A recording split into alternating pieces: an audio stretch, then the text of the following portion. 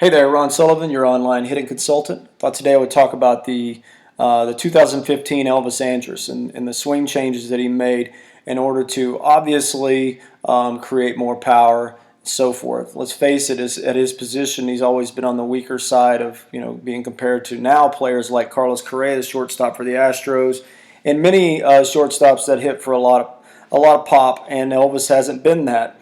And so maybe he's feeling that, and now he wants to try to, I guess, change all of that. Well, and so what do?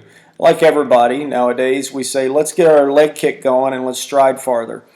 And the science is pretty strong that you can create more momentum and you can create more bat speed and so forth with a bigger move like this.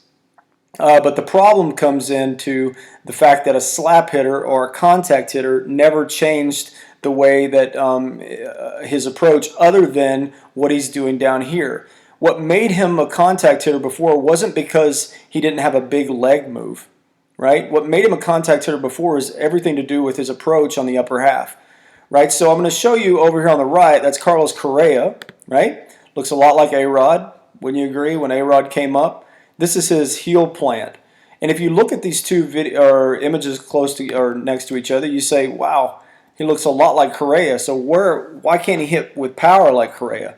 And then you also look at the fact that Correa doesn't take really a giant leg kick. I mean, he certainly gets a lot of momentum in his stride.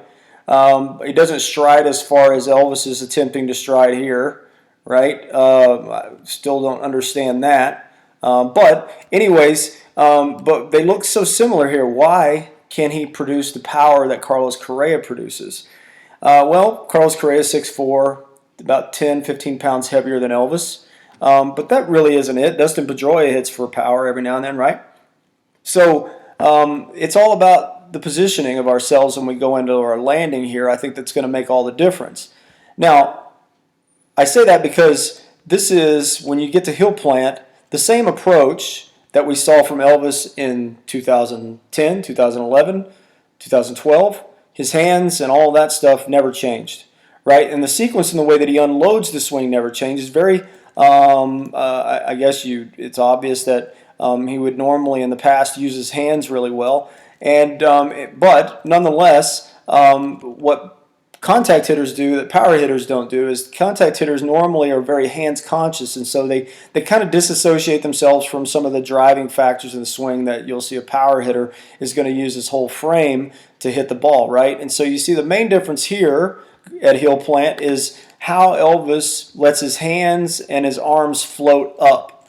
So if you can imagine here, if one of these guys was going to punch you, right, wouldn't you want the guy that's completely disengaged his hands and arms from his body to punch you, rather than the guy that kept his hands and arms in a position where he's going to be able to use those together to help drive through, right? And that's exactly the difference between Carlos Correa and Elvis Andrus, is that Elvis never, ever, ever changed his approach, and the problem ultimately that was resulting in just contact hitter results.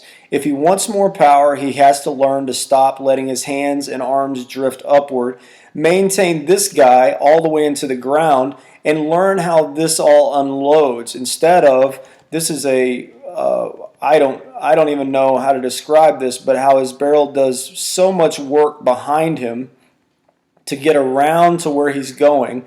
And then now different pitches, I'll give you that, but this unload is going to be very similar that you're going to see Correa do on an outside pitch, on an inside pitch. He's going to be going a little bit more directly. And you see his barrel responding to what his body and hands are telling it to do, right? That's very important for any good hitter, right? But Elvis has this almost drifting because his hands and arms disconnect from his entire body right here. And now he's going to kind of roll his hands and arms around to the ball, right? And he knocks this one out of the yard. But nonetheless, a blind squirrel finds a nut every now and then. If you can run into 7 of them and with perfect with the bat in the right spot, you're going to be able to hit 7 of them out. But if you're trying to plan on doing that on a regular basis and use the entire field, then you'll probably take more of an approach like Correa. And I bring that up on purpose because some of these stats I think are pretty alarming. Now, this isn't very shocking to me. The ground ball to fly ball percentage for Elvis Andrus has he's obviously hitting a lot more fly balls, 1.48 to the year previous 2.81 ground ball to fly ball ratio. You expect this for a player that's trying to hit the ball in the air more, for more power, and so forth. But this over here I think is really scary. Pull percentage, center field percentage, opposite field percentage.